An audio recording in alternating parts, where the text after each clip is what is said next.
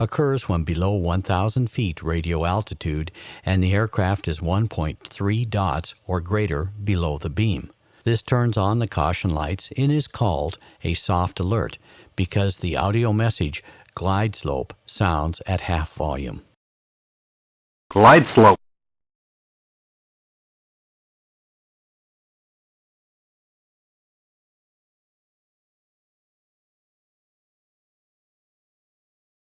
The second level alert occurs when below 300 feet radio altitude with 2 dots or greater glide slope deviation. This is called a hard alert because a louder glide slope message sounds every 3 seconds, continuing until the hard envelope is exited. The caution lights remain on until a glide slope deviation less than 1.3 dots is achieved. The envelope is modified below 150 feet to permit normal deviations during landing. Glide slope. Glide slope.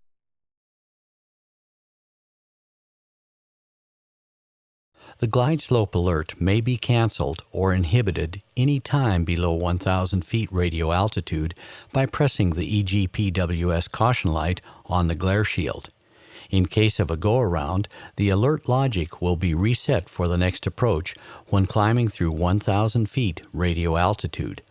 Moreover, Mode 5 alerts are automatically inhibited during back-course approaches to prevent nuisance alerts due to false flyby lobes from the glide slope. Mode 6 provides EGPWS advisory callouts based on the menu-selected option established at installation. These callouts consist of predefined radio altitude-based voice callouts or tunes and an excessive bank angle warning. Decision height is selectable via the EFIS dimming panels between 0 and 500 feet and also used by EGPWS for advisory callouts.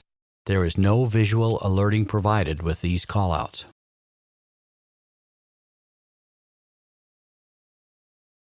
The following is a list of each of the possible advisory callouts. Click on a callout to hear the audio. Note that not all of these callouts might be activated by your operator. 80, 60, 50, 40, 35, 30, 20, 300,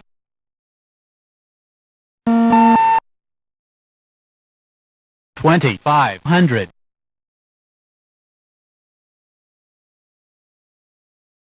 The optional callout bank angle, bank angle, advises of an excessive roll angle. The EGPWS provides several excessive bank angle envelopes. Here, the most common one. The callout is given when a bank angle of 40 degrees above 150 feet is exceeded. Between 150 and 30 feet, the envelope narrows linearly to provide the callout at and below 30 feet when a bank angle of 10 degrees is exceeded.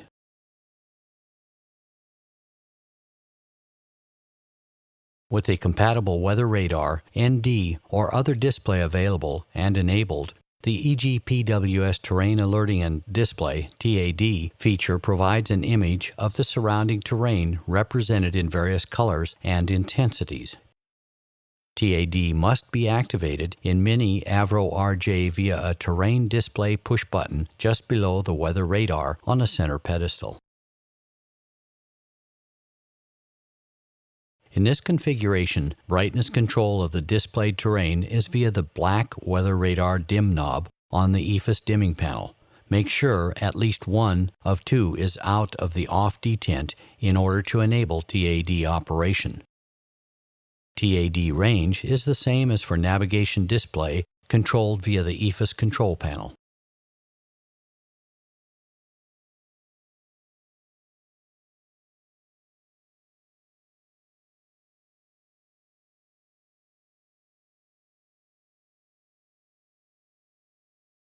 If no terrain data is available in the terrain database, then this area is displayed in a low-intensity magenta color. Terrain more than 2,000 feet below the aircraft or within 400 feet vertical of the nearest runway elevation is not displayed. These areas are black. The original type, TAD, displays terrain and obstacles, if enabled during installation, forward of the aircraft. Obstacles are presented on the cockpit display as terrain, employing the same display coloring scheme that you can see here. Essentially, pilots should note that any yellow or red painted terrain is at or above the aircraft's altitude, and appropriate terrain clearance needs to be provided.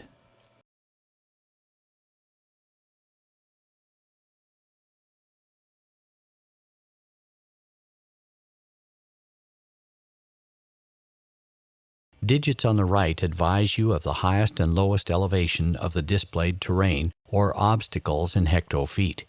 In this example, the terrain displayed at high-density red has an elevation of 6,800 feet, and the terrain displayed at high-density green has an elevation of 1,800 feet. Peaks mode is another EGPWS option and enhances terrain awareness at high relative altitudes. The principal addition of Peaks mode is the display of additional solid density green color bands, including the addition of the graphic representation of sea level in cyan color at any aircraft altitude.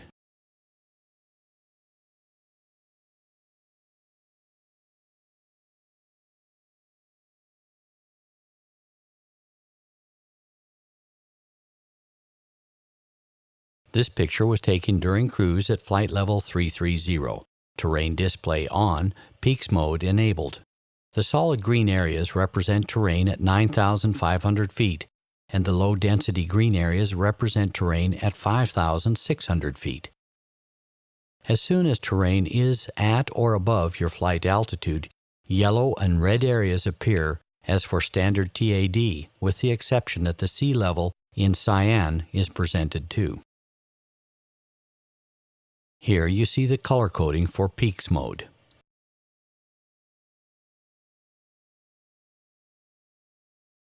Another enhancement provided by the internal terrain database is the ability to look ahead of the aircraft and detect certain terrain or obstacle conflicts with greater alerting time. This is accomplished based on aircraft position, flight path angle, track and speed relative to the terrain database image forward of the aircraft. Through sophisticated look-ahead algorithms, both caution and warning alerts are generated if terrain or an obstacle conflict with these ribbons projected forward of the aircraft.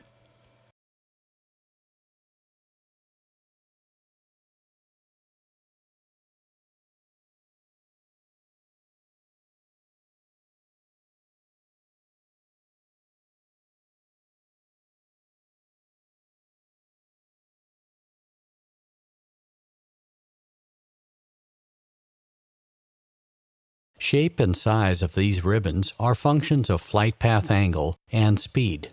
Conflicting terrain is displayed automatically on EGPWS dedicated display in solid red for an alert with warning status or in solid yellow for cautions.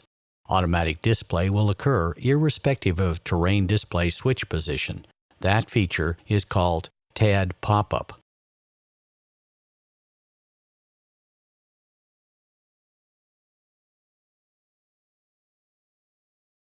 A terrain conflict intruding into the caution ribbon activates EGPWS caution lights and the oral message, caution terrain, or terrain ahead, terrain ahead.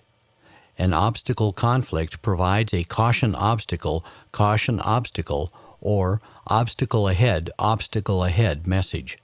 The caution alert is given typically 60 seconds ahead of the terrain or obstacle conflict and is repeated as long as the conflict remains within the caution area.